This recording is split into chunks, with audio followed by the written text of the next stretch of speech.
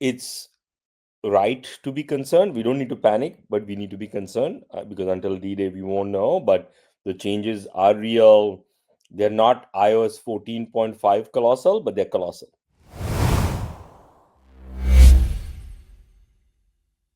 Hey, how's it going, everyone? So I have Mandar with me, the owner and founder of Blotout.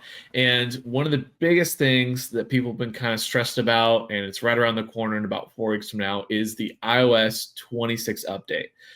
So Mandar, I think that you have a lot more experience on understanding what's actually in that, what sort of is the pushes that it's going to have in accounts, and just for business owners across the board, what they're going to supposedly see. We obviously don't know. When you were telling me this earlier, that we won't know until it's actually launched for sure.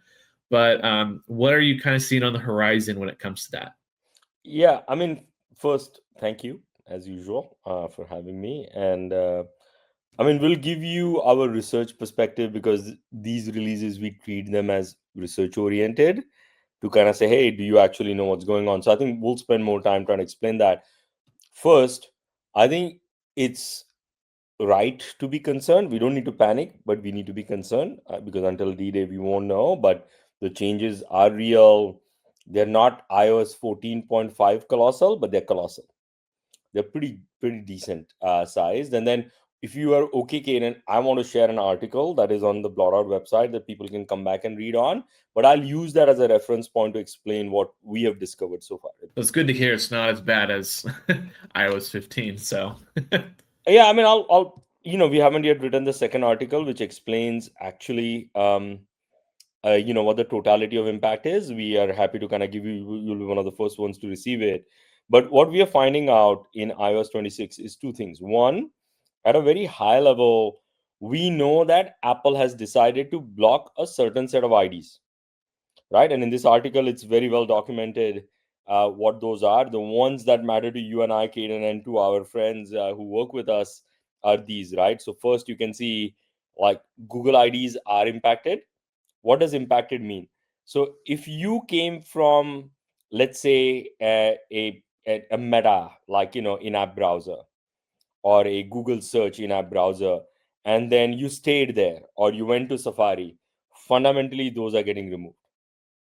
So from an attribution perspective, from a remarketing a prospect perspective, those identifiers were great because they were one-on-one marketing. You drove an ad click to your site, you got a Facebook click ID, you essentially use that as a way to say, hey, Facebook, they've gone from page view to add to cart, don't forget them because we'd like to acquire their purchase, right? And so you're willing to pay for it. Now if that ID disappears, maybe Facebook has enough identity and enough data to be able to say, yeah, we don't care, but we don't know that answer. We do know today it matters to them because they track it like a hawk, and all of your EMQ scores that you see matter. Similarly, outside of Facebook, you can see Google, you can see Instagram, which is Facebook, and and IG. You have Microsoft, you have Twitter. Interestingly enough, no TikTok, no Snapchat. And so it's kind of interesting in its own way that they've gone after certain platforms, and interesting in its own way that they've decided to let go of some others, right? And it might be a volume game where they see more Facebook click IDs and more Google click IDs in the universe, which is true. Like we know 80% of our spend is in those two buckets, and then kind of let everything else kind of go, right? And so we don't know the final, what the final outlook would be.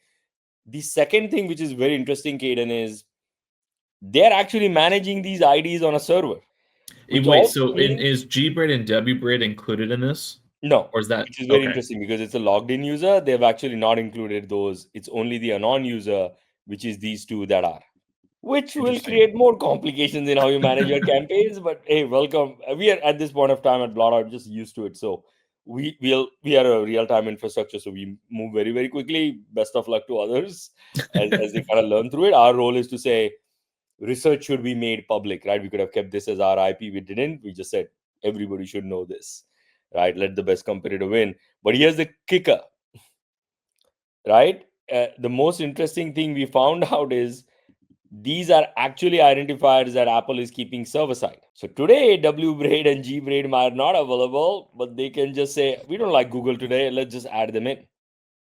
Interesting.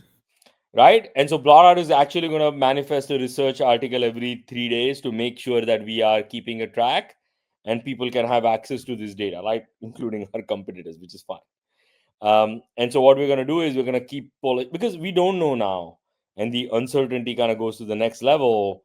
We don't believe Apple will get down there, but hey, the fact Just that it is server managed tells you a thing or two about how far they've gone this time. And from an attribution perspective, the biggest worry that we have, if you asked us, and we will write a proper article on this and make it available, is we do worry that your cost of new customer acquisition might skyrocket. like, I mean, pretty much the discrepancy between edge tagging versus not is just going to get larger and larger and larger based on That's this. our hope. That's our hope. So to your question, which you asked, hey, are we fixing it? Yes, by tomorrow this time, hopefully we have all the fixes out in the open. And then by Wednesday, we'll make it available to our customers. I will, of course, be inviting you on a training on what requires to be done. Google's actually making the change pretty easy. Facebook, not so much. Others, of course, at times you have to kind of handshake with some others. I can't share some of the partnerships you have, things like that. But look, there is a fix, right? If you research enough, you go deep, you kind of dig in, your stack is uncomplicated, you should be able to kind of get the fixes in.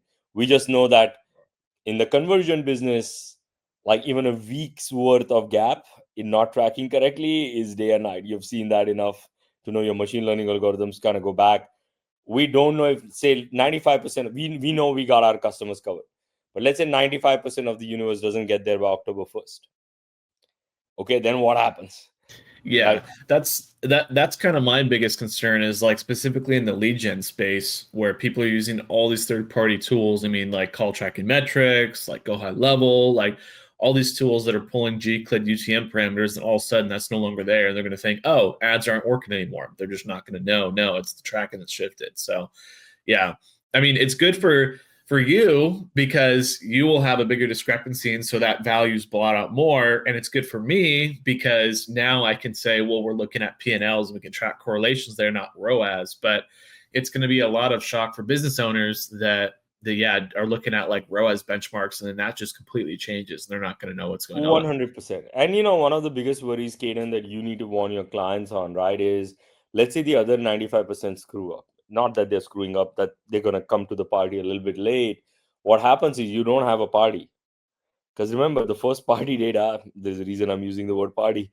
Like, there's going to be a lot of depletion in signals as the trackers kind of go out of the business, right? And so we don't know the side effect of total audiences available because we know the platforms rely on competitive data, feature data, like that comes from other first party sources. So we don't know what the impact of that is. Again, we actually think the guys who are early into the room have all the single malts available to them, so they might get a better play. I don't know the answer to those questions, but that's what we're tracking. And the other good news is I don't think so. MTAs is impacted, partly because MTAs use UTMs and not necessarily Facebook Click ID. So hopefully we'll be able to at least measure at the cluster level, even though one-on-one level might be very, very tricky going forward.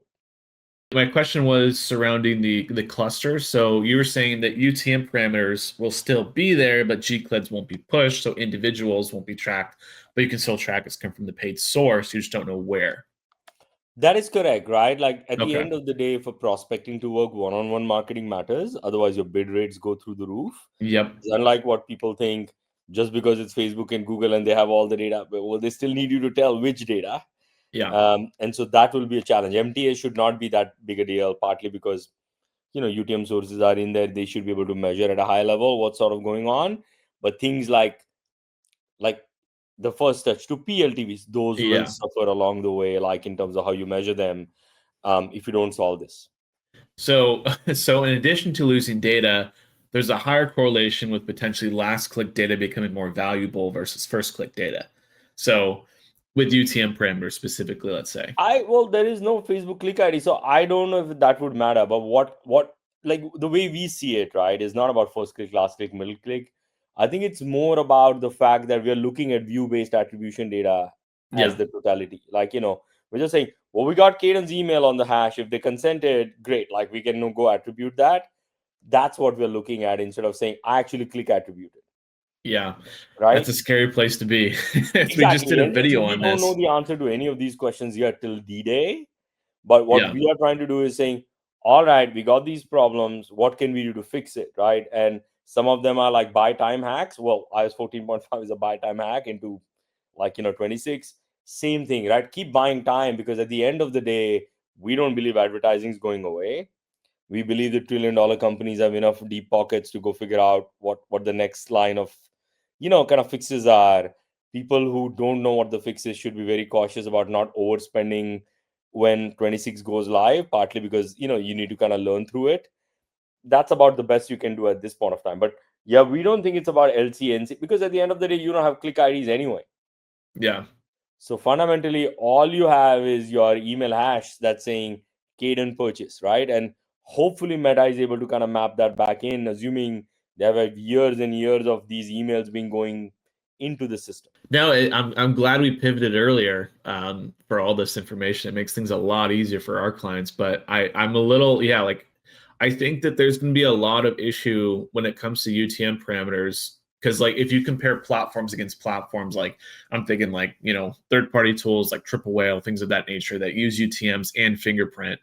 Um, I'm curious to see how that plays a factor in how they weigh one versus the other, because if you have more UTMs that are showing like paid search versus like Meta, then maybe that weighs more into the paid search side of it, even though it can't attribute it to a specific user.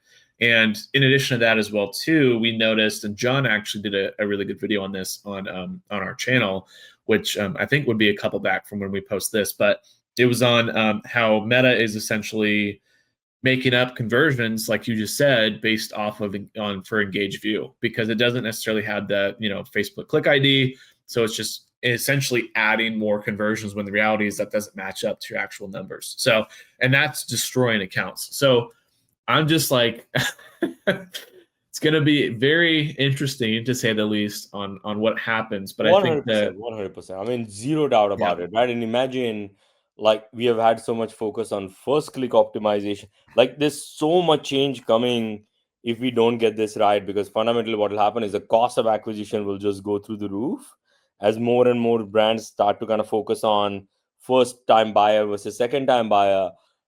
To your point, you're now only optimizing for the traffic that you drive, but the in between cost of people not being tracked properly for one-on-one marketing is going to be a significant payload for most people to kind of carry. yeah, And I'll give you a simple example. We had a pretty large brand, $350 million brand, very, very popular on LinkedIn, and everybody knows them. They had asked us to do a simple analysis saying, how many people actually buy within 1 day, within 2 days, within 5 days, within 7 days? Turns out about 30% was still buying after 6 months. wow, So there's always that, right? Like you open up your Pandora's box of measurement, you're all like, now all of that is gone, yeah. because you can measure it. Meta can't, because they can't associate your user back to them. And so you fundamentally essentially have killed the signal until the purchase. So then that comes into the question of, and this is probably a question that, or a conversation I'll have with John as well, is trying to figure out, okay, well, what other events could we use that maybe would be like top of funnel events, and then that leads into the first click event. So, but even then, yeah, we're gonna have to more things to figure out. We might have to reverse to a previous strategy when it comes to that, but Yeah, I I mean, think I it'll all can just tell be you based on what that we see. things like first click Google will still be able to support, Yeah, right? But what we don't know yet is without the click IDs, if you're really, you're pretty much relying on view based attribution at that point of time, because there is no one on one connection. Then the question comes out is, will the engines optimize for that? And do they have enough to be able to optimize against it? Or are we looking like, if there is a loss rate, what is that? yeah. Um, and so I think we're in for a pretty large fluctuation. Again, not as bad as 14.5, which is 7-day cap attribution, but this is killing attribution till the first email touch. Yeah, I think I would say this is probably the second most then. I mean, I'm just thinking about, because like it's been one of those things to where, quality data is more important than just volume of data. And if they're pushing volume of data, it's going to completely spin accounts in the wrong direction. People are going to optimize for their own creative. It's just going to become a mess. So, yeah, I think I think it's going to open up a lot of people's eyes, though, to third-party tools that are just not to be trusted in terms of MMMs that they might have said, "Oh, this is kind of accurate." It's going to completely change those benchmarks. So 100%. And that one, would and be we have gotten interesting. so used to dealing with these IDs, it's like it's gonna get hard to get unstuck, because even in 7 day, where they came from, etc., etc. Now you're just like blind like a dingbat, and so I don't know, but hopefully the fixes are in for us, so we don't really care, but we should until we know the fixes do work. That's crazy, though. I'm like, got my brain thinking about other stuff. So, I know that we're getting up to time here, but Yeah, I want to go through a couple questions real quick. I'm just going to handpick a few of them. yeah, yeah, go for it. When it comes to iOS 26, based on the school community that we have. So, one of the questions is around SMS and messaging are getting a major filter. So, can you give, I guess, a little bit of insight on how that's sort of changing? If that's a problem, if that's not a problem, what are your kind of I mean, thoughts it's that a you're seeing? habitat issue. So what we are already seeing, I'm on 26, by the way. Every of my iOS devices on 26 for the last 10 days. And so we are clearly seeing that all of the incoming texts are going into a subfolder. So you're gonna have an attention deficit. Because look, until people like look, when if you remember, this is I think a few 5 years back, maybe slightly more than that. Google went and put all the emails in promotions. I don't know if you remember that. Like everything used to come into inbox, and one day they came and said, no, promotions is different. And then Yeah, they eventually moved social into a different folder as well. We had like these little bits of learning curve where we see the down spike and then life just goes back to normal. So I think we're going to start to see some of that with SMS as well, where you might see a down spike for a bit and then customers just kind of get back to some sort of normalcy. Though the scary part is though the unknown sender folder, which is where all of the SMS will end up, fundamentally is not getting a notification that you got an SMS. gotcha. Okay, so And so that's cold more outbound scary is than looking pretty scary for a lot of people then. Okay, that is that makes correct. Like, sense. luckily OTP codes and things like that are like ending up in the main inbox so far. But yeah, the second inbox is kind of scary. So my feeling is till the habitat builds, you're gonna see a blip, and then essentially things will normalize like they normally do with people just getting into the habits. Gotcha. Okay, no, that makes sense.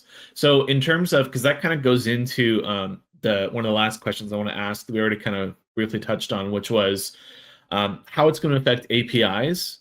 Because obviously, if you have, for example, inside of Shopify, you have the Google and Meta app, right? It sends FCLID data, GCLID data, let's say, back to the platforms. And so I wonder how that's going to change the relationship between the APIs, if it's going to then just push assumed data pulled from Meta and it's going to be less accurate. Like, I wonder how that's going to be, I guess, adjusted when it comes to that. Do you have any thoughts on that, or any insight on people that maybe have like that shopping app set up, what they're typically going to see be a potential issue? Yeah, I mean this one is look, there's Shopify, there's WooCommerce, like every platform is different. Yeah, Of all the platforms, my feeling is Shopify will try to do something quicker. Like I've always said, Shopify needs to decide if they're an infra company or an app company. And so I don't know if they'll fix it, not fix it, whether they are keen to fix. I have no idea, right? Like what we do know is you could fix it. You need to be kind of have your ears open and being doing research for a long period of time. But these $0 apps normally lag, and so I'm expecting a lag. yeah. Um, This is crazy because yeah, like but I'm going by Stacks. experience. I have no way to tell you Yeah, one well, way or the other. there's so many that you can't name them all. It's more so just a macro like trend that you see. So Yeah, but like think about it like this, Kanan, right? All I'm saying is we were at least spared the mercy of just having to deal with the two large platforms and not everything. Because now you have a two-way handshake between people like us who are kind of working towards solving these and people at the other end. The larger set of partners would have just killed us because just getting protocols working is very, very hard. So we're at least, kind of gracious of Apple of leaving us to just Meta and Google and saying, all right, two we can manage. Like, we'll still have with 3,000 plus customers. It's a lot to kind of go tell everybody a yeah, change is coming. I saw But getting added to that channel. I was like, all right, a yeah, yeah, bunch of but what else updates. can we do, right? Start educating first, get the word out, because we can tell you one of the largest platforms who's in there that we work with did not know they were impacted until we shared the article. Yikes. And we're talking, Big, yeah. multi-$100 billion. And so that's the thing is information is everything, which is why we published it. We could have kept it, but we didn't. Now the healing period starts. And then come October, we'll really know if all the healing worked or we're getting Got scar 4 tissue weeks. again. Yeah, I mean, Jeez. look, we are engineers. We have to be realistic about the fact that, yeah, we have a solution. Now let's put it in play. Sadly, the good news is with one partner, we're working very close. We will actually be able to get the answers before October. Okay. With the other one, we have to kind of wait till then. So what we're doing is on Thursday, we start going after all our top friends to say, guys, let's go, let's test this out now. The way we are doing it, it's not a hiccup in the process. Whenever they're ready, they turn it on and boom.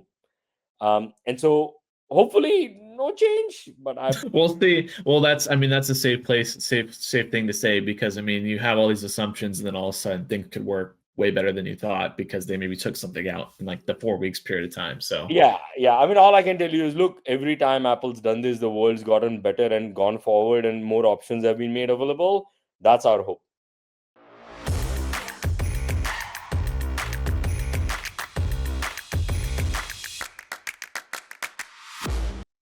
Hey, if you like this video, we have a school community where we have a few hundred members and we cover topics, everything from the basics to all the way to the like hyper crazy advanced stuff that's like coming out next month. So a few hundred members there. We go live twice a week, something with an hour-long education about something that is very relevant to the community that week, plus a weekly Q&A where you just get to come and bring us all of your problems and we solve them one at a time.